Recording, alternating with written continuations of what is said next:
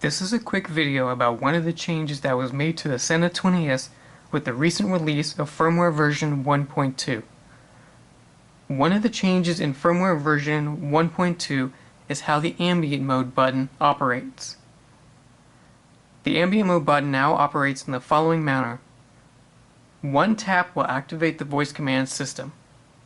Say a command. Stereo. Stereo music.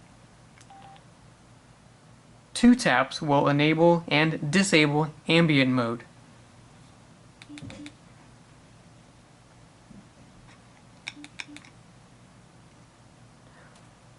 Hold down the Ambient Mode button for 1 second to enable and disable Group Intercom. Group intercom. Those are the changes to the Ambient Mode button in firmware version 1.2 for the Sena 20S.